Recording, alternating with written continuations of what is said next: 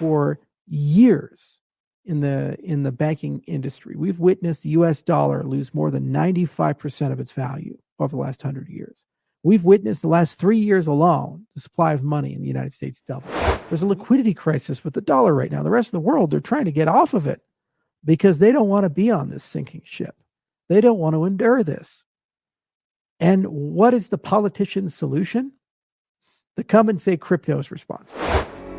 Sucryptoz, your daily dose of the best crypto content. Up to date, trending news. Sucryptoz, what it do? Blockchain review. It's a bull run move. They the greatest.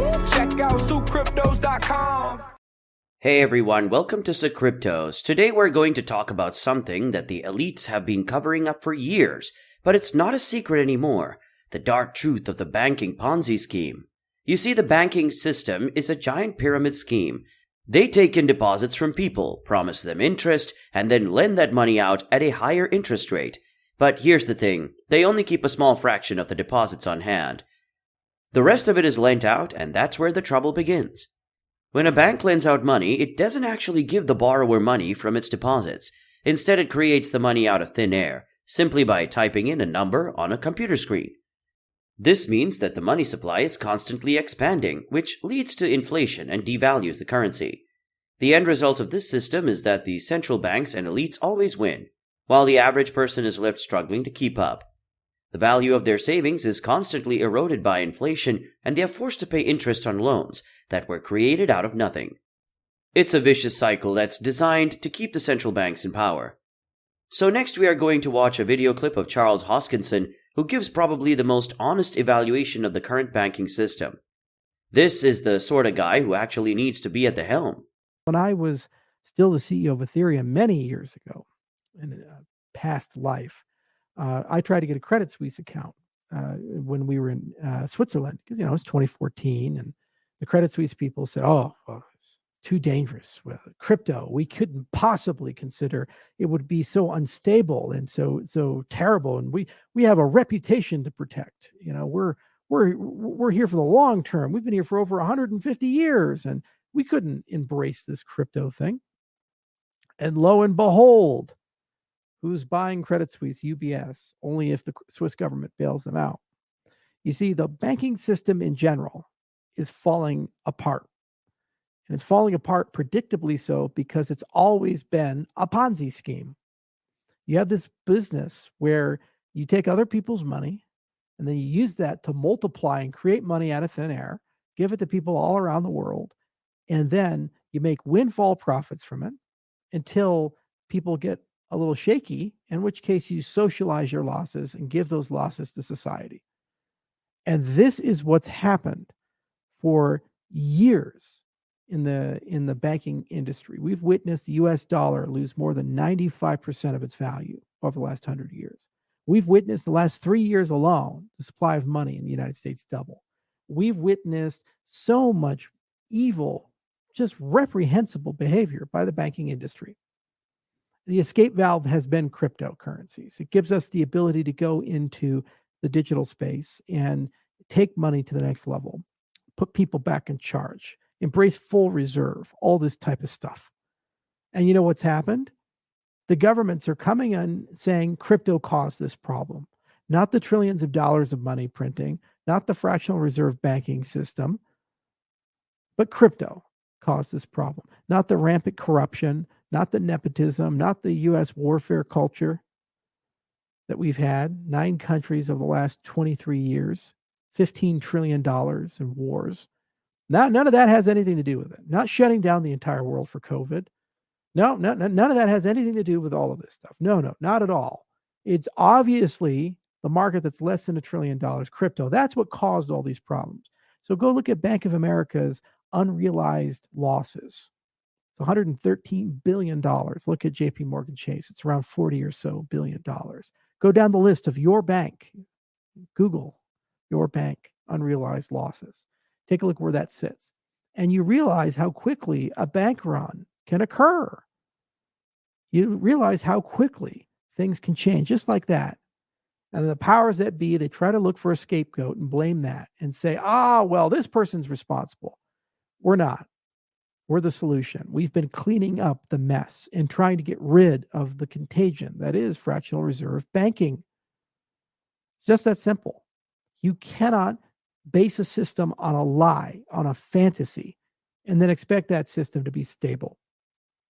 Every time they fail, you and me and everyone else in the United States and the world has to pay for it.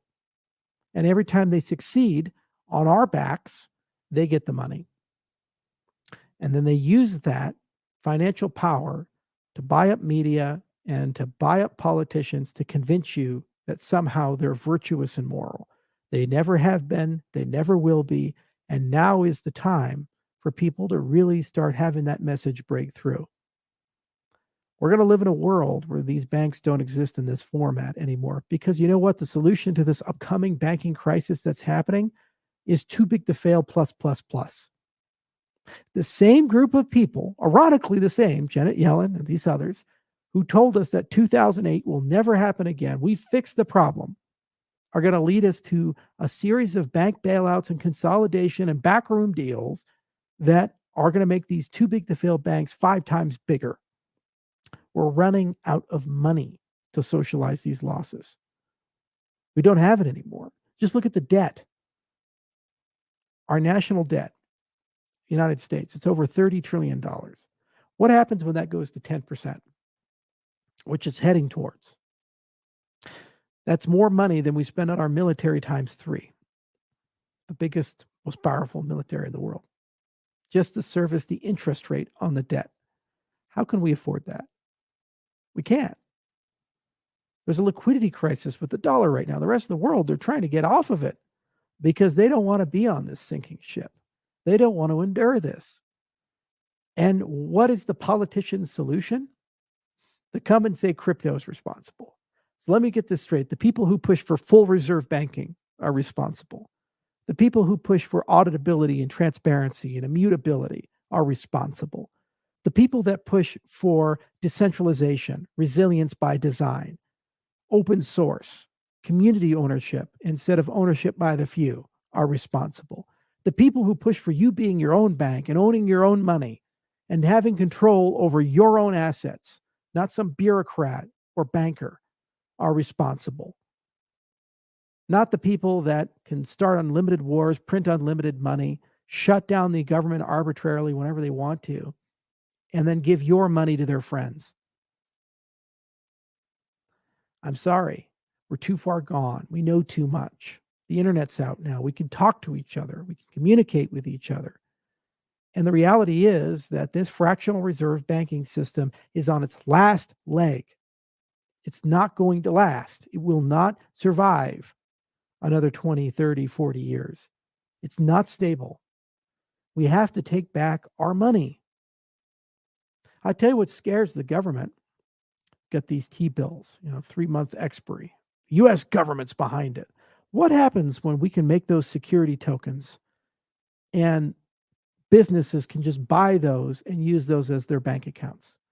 And markets are sufficiently liquid that they can instantly convert and make payments with them. How will the U.S. government argue that that's not safe? That their own debt is not safe? You have full custody and full control over it, and you can settle all your business accounting with it. You do payroll with it. Why would I, as a business, want to put my money in a bank that the FDIC only insures $250,000 and hope to God that I don't lose my deposits, that pays 0% interest or 0.1%, when I can go buy T-bills and treat them like a bank account? So there you have it, folks, the dark truth of the banking Ponzi scheme. But the good news is that there's a solution: cryptocurrency. With decentralized, trustless systems like Bitcoin and Ethereum, we can take back control of our money and create a fairer, more transparent financial system. And finally, thank you all for watching and learning about this important topic. It's time to take action and make a change. Thanks to Charles Hoskinson for shedding light on this issue and leading us through the matrix. Onward to victory!